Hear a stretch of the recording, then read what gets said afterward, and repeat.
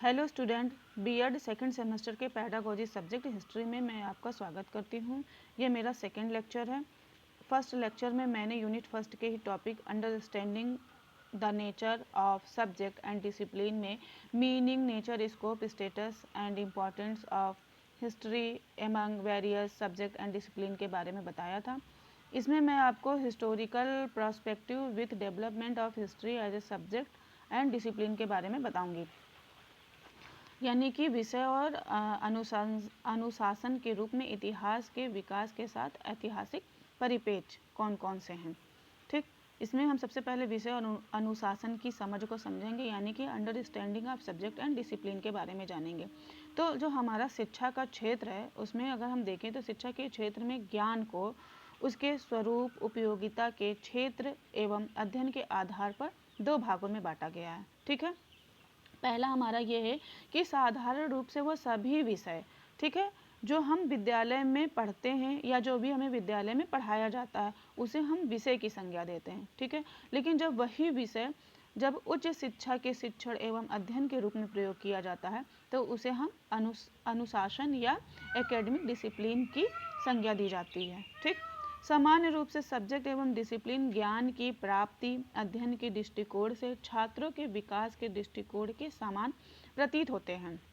जैसे एक विषय विशेष को जब बालक विद्यालय स्तर पर अध्ययन करता है तो उसे हम क्या कहेंगे, सब्जेक्ट के रूप में उसे जानेंगे। ठीक है, लेकिन जब वही विषय सूक्ष्म अध्ययन यानी कि माइक्रो स्टडी और अनुसंधान यानी कि रिसर्च आदि के लिए उच्च स्तर पर अध्ययन की जाती है तो वो हमारा अनुशासन के रूप में जानी जाती है। इस विडंबना को समझने के लिए हमें विषय और अनुशासन यानी सब्जेक्ट और डिसिप्लिन को अलग अलग यानी पृथक रूप से समझना होगा।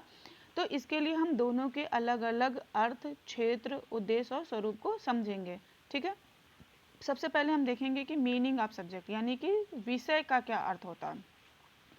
तो प्राप्त ज्ञान को जब उसकी प्रकृति यानी नेचर, प्रकार यानी काइंड, उपयोगिता यानी यूटिलिटी, क्षेत्र आदि के आधार पर अलग अलग समूहों में बांट दिया जाता है ताकि इसका अध्ययन सरलता के साथ किया जा सके। ठीक है, अर्थात विषय सामान्य ज्ञान का समूह है, यानी कि जो हमारा सब्जेक्ट है वो कैसा है, subject is the branch of similar knowledge.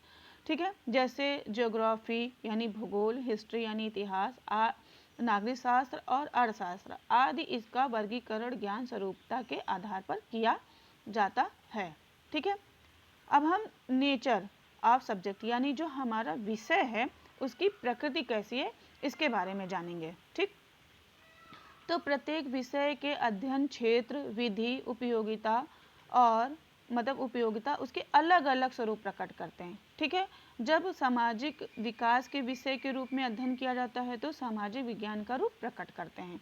ठीक है, और जब सत्य की खोज एवं वैज्ञानिक विधि द्वारा अध्ययन किया जाता है तो उसका स्वरूप कैसा होगा, वैज्ञानिक। यानी कि जैसे इसको हम इस तरह भी समझ सकते हैं कि जैसे आर्ट और विज्ञान के रूप में जो विषय हम पढ़ते हैं, यानी सामाजिक विकास के विषय के रूप में जो अध्ययन किया गया वो सामाजिक विज्ञान का रूप प्रकट करेगा, और जो सत्य की खोज और वैज्ञानिक विधि द्वारा अध्ययन किया जाएगा उसका स्वरूप कैसा होगा, वैज्ञानिक होगा। ठीक, अब मुख्य रूप से जो विषय होते हैं उनके हमें उसका हमें तीन स्वरूप दिखाई देता है। ठीक है, जैसे कि सब्जेक्ट कैसा होगा, सब्जेक्ट एज ए साइंस होगा, सब्जेक्ट एज एन आर्ट होगा, subject as a social science होगा। ठीक है, अब इन सब्जेक्ट अगर मान लीजिए सब्जेक्ट एज ए साइंस है तो इनकी क्या क्या विशेषता होती है, मतलब हम कैसे जानेंगे कि सब्जेक्ट हमारा साइंस है कि सब्जेक्ट हमारा आर्ट है कि सब्जेक्ट हमारा सोशल साइंस है। तो इसको जानने के लिए क्या क्या आवश्यकता होती है उसका हम विस्तृत अध्ययन करेंगे। तो सबसे पहले हम बात करें सब्जेक्ट एज ए साइंस, यानी कोई भी विषय विज्ञान के रूप में तभी प्रकट होती है जब उसमें निम्नलिखित विशेषताएं पाई जाती हैं। कौन कौन सी विशेषता पाई जाएगी, सत्य की खोज, यानी कि अगर हम विषय साइंस है तो उसमें हम क्या कर सकेंगे, सत्य की खोज कर सकेंगे, यानी सर्च ऑफ ट्रूथ। ठीक है, उसकी सत्यता को जान सकेंगे। अध्ययन की वैज्ञानिक पद्धति, यानी अगर विषय कैसा हमारा साइंस है तो उसमें हम अध्ययन की पद्धति यानी साइंटिफिक मेथड ऑफ स्टडी कर सकेंगे। ठीक, फिर उसमें फिर से जांच करें, यानी री एग्जामाइन, यानी हम उसमें अगर सब्जेक्ट है साइंस है तो क्या करेंगे, उसमें हम फिर से उसकी जांच कर सकेंगे। प्रयोग योग यानी एक्सपेरिमेंटेबल, उसमें हम प्रयोग कर सकेंगे उस सब्जेक्ट का। अगर साइंस है तो उसमें हम क्या कर सकते हैं, उसका प्रयोग योग उसको कर सकते हैं। ठीक है। परिकल्पना होना मतलब सब्जेक्ट एज ए साइंस में हम क्या हाइपोथेसिस यानी परिकल्पना जो है उसको बना सकेंगे, उसका ज्ञान कर सकेंगे, यानी परिकल्पना की खोज कर सकेंगे, उसमें एक परिकल्पना होगी। ठीक है, वो हैविंग हाइपोथेसिस। ठीक। कारण और प्रभाव का अध्ययन यानी study of case and effect भी अगर सब्जेक्ट एज ए साइंस है तो उसमें कारण और प्रभाव का अध्ययन किया जा सकेगा। गुणात्मक और मात्रात्मक विश्लेषण यानी अगर सब्जेक्ट एज ए साइंस है तो उसका हम गुणात्मक अध्ययन कर सकते हैं, उसका हम मात्रात्मक अध्ययन कर सकते हैं, यानी कि उसकी क्वालिटेटिव को जान सकेंगे और उसकी क्वांटिटेटिव को भी जान सकेंगे, दोनों का एनालिसिस कर सकेंगे। डिस्कवरी एंड इनोवेशन मतलब अगर सब्जेक्ट एज ए साइंस है तो उसकी हम क्या डिस्कवरी कर सकते हैं और उसमें हम इनोवेशन भी उसका कर सकते हैं। विशिष्ट सिद्धांत यानी स्पेसिफिक प्रिंसिपल भी हम उसमें देख पाएंगे। ठीक। अब हम बात करें सब्जेक्ट एज एन आर्ट, अगर वो जो सब्जेक्ट है हमारा एज एन आर्ट के रूप में है तो उसमें कौन कौन सी विशेषता होनी चाहिए, इसको हम जानेंगे। यानी कोई भी विषय कला के रूप में अपने स्वरूप को तब प्रकट करता है या जाना जाता है जब उसमें कौन सी ये निम्नलिखित विशेषताएं पाई जाती हैं, जैसे कि उसकी सुंदर प्रस्तुति। ठीक है, मतलब सब्जेक्ट ऐसे एन आर्ट है तो उसमें क्या होगा, सुंदर प्रस्तुति होगी, यानी कि जो भी उसमें प्रस्तुत होगा वो कैसा होगा, उसकी ब्यूटीफुल प्रेजेंटेशन होगा उसमें। ठीक है। सौंदर्य मूल यानी कि एस्थेटिक वैल्यू होगी उसमें। ठीक है। सौंदर्य बोध विकसित यानी डेवलपमेंट एस्थेटिक सेंस होगा उसमें। व्यवस्थित और संगठित यानी कि सिस्टमैटिक एंड ऑर्गेनाइज्ड होगा वो। आकर्षण यानी कि अट्रैक्शन भी होगा उसमें, अगर सब्जेक्ट एज एन आर्ट है तो उसमें वो हमें आकर्षित करेगा। ठीक। कल्पना यानी इमेजिनेशन। ठीक है, उसमें हम इमेजिनेशन कर सकेंगे अगर वो सब्जेक्ट एज एन आर्ट है। ठीक है। अब हम जानेंगे एम्स ऑफ सब्जेक्ट, मतलब अगर सब्जेक्ट है तो उसमें कौन कौन से उद्देश्य होने चाहिए, उस सब्जेक्ट को पढ़कर हमें क्या उद्देश्य की प्राप्ति होती है। ठीक है, वो विषय हम क्यों पढ़ते हैं, उससे हमें क्या उद्देश्य की प्राप्ति हो रही है, यानी विषय के अध्ययन के निम्नलिखित उद्देश्य पाए जाते हैं। पहला ज्ञान, मतलब अगर हम कोई सब्जेक्ट पढ़ रहे हैं तो उससे हमें क्या होगा, ज्ञान की प्राप्ति होगी।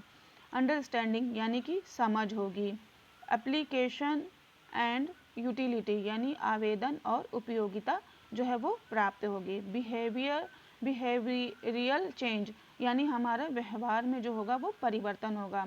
स्किल डेवलपमेंट यानी कौशल का विकास होगा। एस्टेब्लिशमेंट ऑफ वैल्यू यानी मूल्य की स्थापना होगी।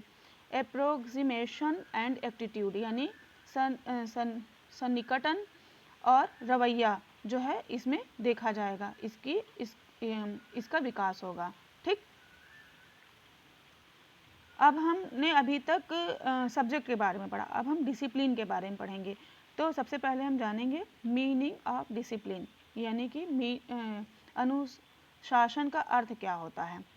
ज्ञान अनुशासन अथवा डिसिप्लिन का अध्ययन प्रायः उच्च स्तर की शिक्षा में किया जाता है। ठीक है, जहाँ इसके सभी पहलुओं का बारीकी से अध्ययन किया जाता है और अनुसंधान करने की व्यवस्था होती है। मतलब उसमें हम क्या एक रिसर्च कर सकते हैं, उसकी डीप नॉलेज ले सकते हैं विषय का, मतलब विषय का ही जब डीप नॉलेज लेंगे वो हमारा क्या हो जाएगा, डिसिप्लिन कहलाएगा। नेचर ऑफ डिसिप्लिन यानी कि जो डिसिप्लिन है उसकी प्रकृति कैसी होनी चाहिए, तो अनुशासन यानी डिसिप्लिन का स्वरूप उसके अध्ययन विधि, क्षेत्र एवं उपयोगिता के आधार पर निर्धारित की जा सकती है। ठीक है, जो की जा सकती है, जो निम्नलिखित इस प्रकार है, यानी देखेंगे मल्टी डिसिप्लिनरी। ठीक है, इसमें क्या होगा, जब कोई शास्त्र अपने अध्ययन के क्रम में कई शास्त्रों के साथ संबंध स्थापित करता है। मल्टी का मतलब ही है कि कई, ठीक है।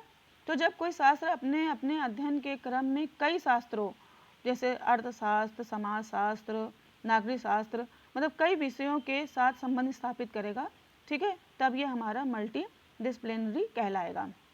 इंटरडिसिप्लिनरी में क्या होगा कि जब दो या दो से अधिक विज्ञार्जन विषयों में मिलकर अध्ययन करने की क्षेत्र को कहते हैं। जैसे भूमंडलीय ऊष्मीकरण में भौतिक, भूगोल विज्ञान, जीव विज्ञान और कई अन्य विद्या यानी कि शाखा का एक अंतर क्षेत्र है, ठीक है। तीसरा हमारा है ट्रांसडिसिप्लिनरी। इसमें क्या होगा कि जब दो या दो से अधिक शास्त्र एक दूसरे के साथ मिलकर कार्य करते हैं, ठीक है, जैसे कि अर्थशास्त्र या नागरिक शास्त्र मिलकर कार्य करें ताकि एक समग्र रूप ले सके, तो ये हमारा ट्रांसडिसिप्लिनरी कहलाएगा, ठीक। क्रॉस डिसिप्लिनरी में क्या होगा, इसमें भी हमारा दो सब्जेक्ट जो है वो क्रॉस कर जाएगा, जैसे बायोकेमिस्ट्री, ठीक।